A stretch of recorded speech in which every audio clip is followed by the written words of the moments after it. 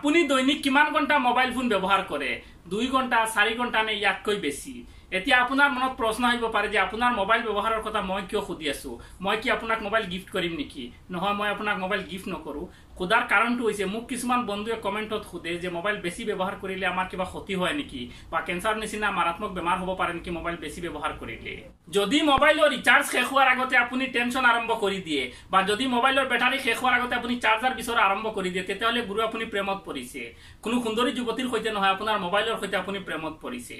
এইবিলাক আছিল অলপ ধেমালিয়া কথা আজিৰ এই ভিডিঅ'ত আমি কথা পাতিম মোবাইল ফোন বেছি ব্যৱহাৰ কৰিলে কিবা বেমাৰ হয় নেকি আমাৰ বা কেন্সাৰৰ নিচিনা মাৰাত্মক বেমাৰ হ'ব পাৰে নেকি মোবাইল বেছি ব্যৱহাৰ কৰিলে বা ঘৰৰ ওচৰত যদি মোবাইলৰ টাৱাৰ থাকে তেতিয়াহলে ইয়াৰ পৰা কিবা বেমাৰ হয় নেকি অসম প্ৰ ইউটিউব চেনেলৰ নতুন এটা ভিডিঅ'লৈ আপোনাক স্বাগতম জনাইছো আৰু যদি এতিয়াও আপুনি আমাৰ চেনেলটো সাবস্ক্ৰাইব কৰা নাই তেতিয়াহলে চেনেলটো সাবস্ক্ৰাইব কৰি ওচৰত থকা নটিফিকেশন বেল যিটো সেইটো প্ৰেছ কৰি দিব যাতে আমি নতুন ভিডিঅ' আপলোড কৰাৰ লগে লগে আপোনাৰ মোবাইলত নটিফিকেশন যায় আৰু আপুনি ভিডিঅ'টো প্ৰথমে চাব পাৰে সো আহক আমি ভিডিঅ'টো আৰম্ভ কৰো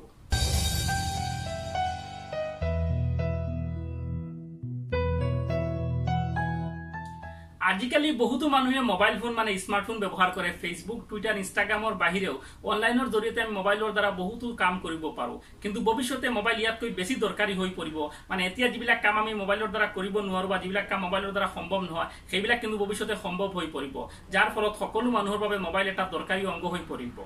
এটা কথা স্পষ্ট যে মোবাইলৰ ব্যৱহাৰ পৃথিৱীত দিনে দিনে বৃদ্ধি পাই যাব নকমে কিন্তু প্ৰশ্ন হল মোবাইল ফোন ব্যৱহাৰ কৰিলে আমাৰ বেমাৰ হয় নেকি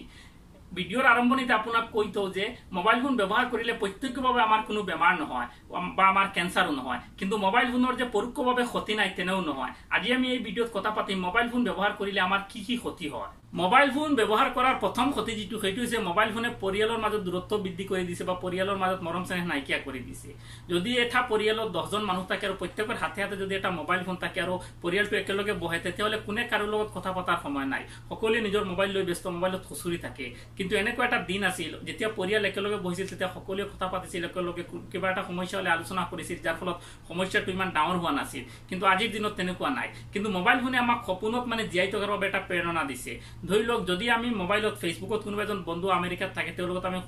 কেতিয়াও দেখা নাই কিন্তু সম্পৰ্ক ৰক্ষা কৰি আছো এই ক্ষেত্ৰত মানুহজনৰ লগত আমি সদায় কথা পাতিব লাগে আৰু যদি মানুহজনে আমাক এদিন মেছেজ নকৰে বা এদিন আমাক ফোন নকৰে তেতিয়াহলে আমি মানে চিন্তাত পৰি যাও আৰু এনেকুৱা হয় বহুত মানুহ মানে বেমাৰতো পৰিছে মানে এইবিলাক সপোনৰ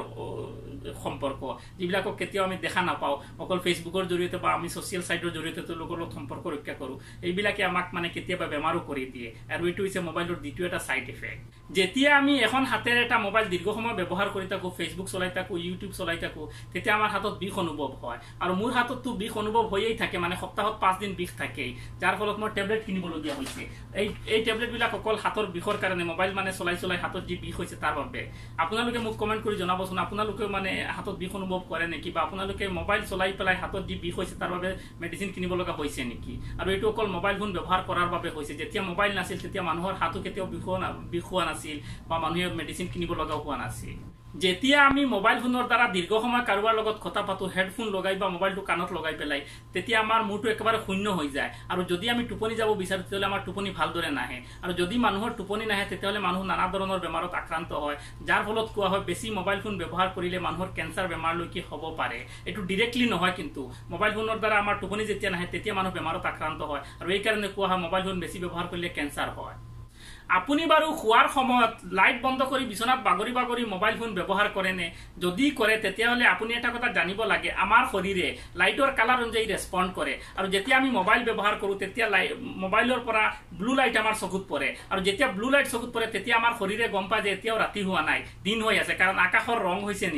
নীলা কালাৰ যেতিয়া আমাৰ চকুত পৰে তেতিয়া আমি মানে শুব নোৱাৰো আৰু বহুত মানুহে দিনত শুব নোৱাৰে যেতিয়া আমাৰ চকুত মোবাইলৰ লাইট আহি পৰে তেতিয়া মানে শৰীৰে গম পায় এতিয়া টোপনিৰ সময় হোৱা নাই গতিকে আমি দীৰ্ঘ সময়লৈকে মানে উজাগৰে থাকিব পাৰো যাৰ ফলত আমাৰ টোপনি ভালদৰে নহয় আমি দিনত মানে ভাল এটা ফিলিং অনুভৱ কৰিব নোৱাৰো আৰু এনেকৈ যদি কেইদিনমান হয় তেতিয়াহলে আমি বেমাৰ হৈ যাও যদি আপোনাৰ লগত এনে সমস্যা হৈ আছে তেতিয়াহলে যেতিয়া বিছনাত যাব তেতিয়া মোবাইলত আই কমফৰ্ট মুড অন কৰি দিব আজিকালি প্ৰায় সকলো মোবাইলত আই কমফৰ্ট মুডটো দিয়া হয় যদি আপোনাৰ মোবাইলত আছে তেতিয়া অন কৰিব যদি মোবাইলত নাই তেতিয়াহলে প্লে ষ্টৰত গৈ পেলাই আই কমফৰ্ট মুড সাৰ্চ কৰিব তাত বহুতো এপ্লিকেশন পাই যাব তাৰে যিকোনো এটা ডাউনলোড কৰিব আৰু বিছনাত যোৱাৰ লগে লগে আই কমফৰ্ট মুড অন কৰি দিব তেতিয়া মোবাইলটোৰ কালাৰ লাল হৈ যায় আৰু লাল হোৱাৰ লগে লগে আমি বেছি সময় যেতিয়া মোবাইলত চাও তেতিয়া আমাৰ টোপনি অটোমেটিকলি আহি যায় আপুনি বিছনাত শোৱাৰ সময়ত আপোনাৰ মোবাইল ফোনটো আপোনাৰ ওচৰত থাকে নেকি আৰু যেতিয়া আপোনাৰ টোপনি মাগে তেতিয়া আপুনি মোবাইলত চাই নেকি যে ফেচবুকত কিমান নটিফিকেশ্যন আহিছে বা হোৱাটছআপত কিমান নটিফিকেশ্যন আহিছে যদি চাই তেতিয়াহ'লে আপোনাৰ চকু বেয়া হোৱাৰ পুৰা সম্ভাৱনা আছে তাৰ কাৰণটো হৈছে আমাৰ চকুৰ ৰেটিনাটো হৈছে আটাইতকৈ সংবেদনশীল এটা অংগ